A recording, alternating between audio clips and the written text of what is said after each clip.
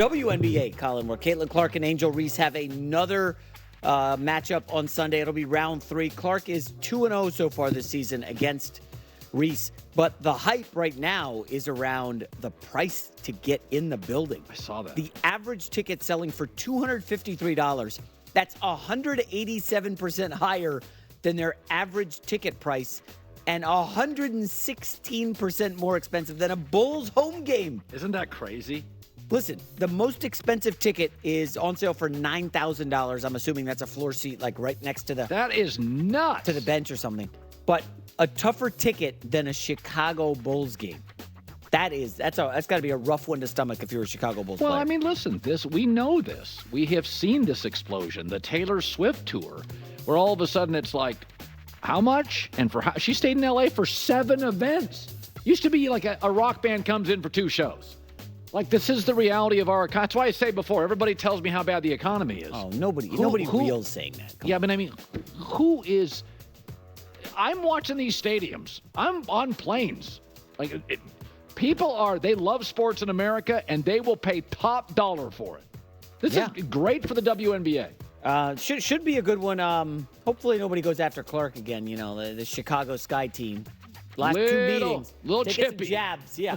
So, listen, Sunday's a good day in sports. Let's get to the next story. Last night, Major League Baseball and Fox put on a great show at the legendary Rick Wood Field, highlighted by some Willie Mays tributes, incredible pregame ceremonies, some cool player arrivals and appearances by former MLB legends like Barry Bonds and Ken Griffey Jr., they did a pretty cool retro version of the broadcast of the 5th inning. Did you see that? That was cool. That was really just an cool. all-around smart event from Major League Baseball. I thought this was great. And the other thing is, Fox went to Major League Baseball several years ago, and they said, baseball's great, but you've got to create moments, because the All-Star Game was the highest rating, and the Home Run Derby did well. And so they did the Field of Dreams game. And then this year it was the Phillies and Mets in London. I almost watched the entire game. And then there's last night. When you create urgency, when you create a jewel event, fans watch the games. But America, everything is we're all distracted on our phones. So you have to sometimes manufacture urgency. And when you do, people come pouring back into baseball. So this is I love these 5 or 6 little events every year. I thought the London game was great. It was just totally new. Yeah. I think the awesome players stuff like baseball. And we are headed toward a Yankees-Dodgers World Series. Sorry for your Braves. They're not going this year. Probably not going to. Make it. Final story is, Colin, how about this? Eric Bieniemy, longtime offensive coordinator, he was in Washington last year, and they had a policy where he forbid players from wearing backwards hats under any circumstance. Love it. Listen, Dan Quinn loves a good backwards hat. Here he is in the picture, in the video, wearing a backwards hat. He has relaxed the backwards hat policy, and now he is, I don't know if it's in the face of what Bieniemy had, but... by the way, it's interesting. Bieniemy from Kansas City. Winning organization, that's where Eric came from. Yeah. Andy Reid. Interesting. The best coach in the league had a backwards hat quiet policy. I mean, where did Bieniemy get this from? Maybe just trying to... No, it's interesting. Successful coach Andy Reid perhaps gave him that information. So what do you think about Quinn saying, hey, no, we're going backwards hats. I'm going to do them in interviews. You know how I feel about backwards hat, backwards life. Let's turn it around and get going in the right direction. It's funny, though, that it's actually a thing in the league. Okay, whatever.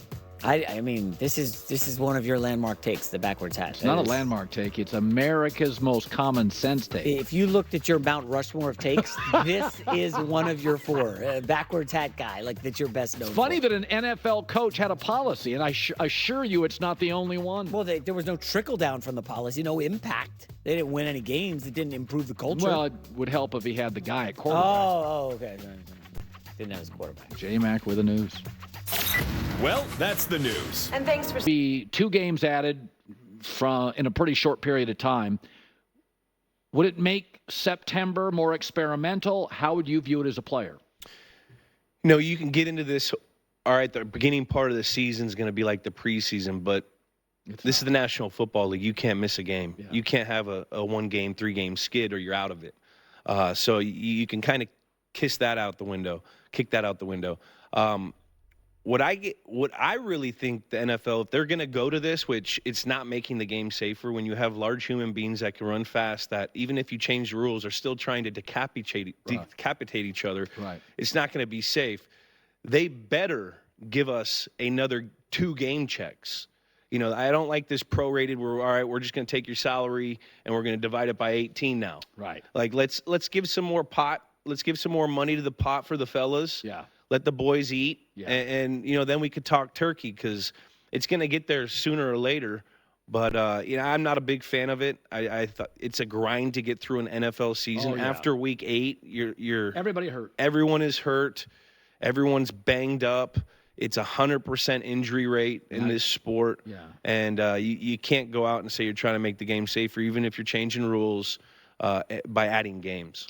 It's J.J. Redick got hired by the Lakers. He's inexperienced, but he's a former player and he's smart.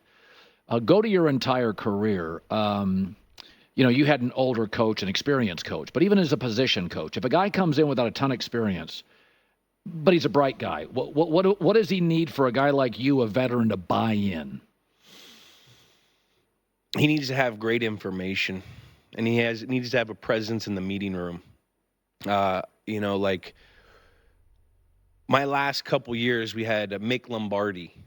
He was our receiver coach, and I was like 3 years older than him. And I'm sitting here, and what Mick did to get my respect was he would feed me information. He'd take care of the certain guys that needed to be taken care of, but it was all about how he tapered the meeting, like what was giving me information that's going to make me better for this practice, for this game, for whatever we're getting into. So how you communicate to the player and the depth of the communication, the knowledge that you're giving to him, that is huge to get the respect of a guy. So, it's interesting you say, like, what kind of information? That's fascinating. Just like being able to sum something up for the defense that we're about to go up against. That you didn't know. That I didn't know.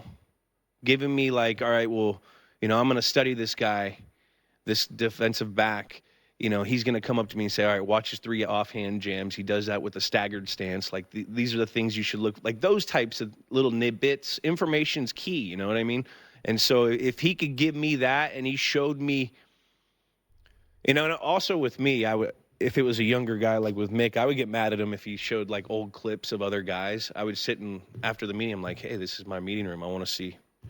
I don't want to be watching Wes Welker and Randy Moss. Like, we got examples of me doing this. Why are we, I like that. You know what I mean? No, but confrontation. Confrontation, but no, information, how he handles the room, and always being prepared and showing something that you haven't seen from a coaching staff before. Like with Mick, he would also, have these little funny things that he would do after the meeting to try to get guys together. He'd have a history point of something that was going on at that time of the calendar year to get guys engaged. So everyone's got to bring a little something. But for me, it was always the information, how he communicated to us.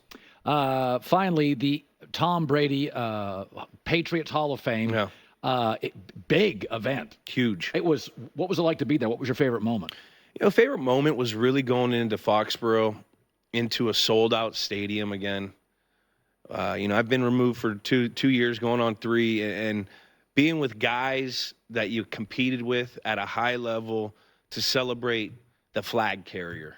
That was just a special moment. There were so many guys that I haven't seen in 2 to 10 years. Some of the early Patriot guys that I played with, the Steve Neals, the Matt Lights, the Logan Mankins. Everybody was there?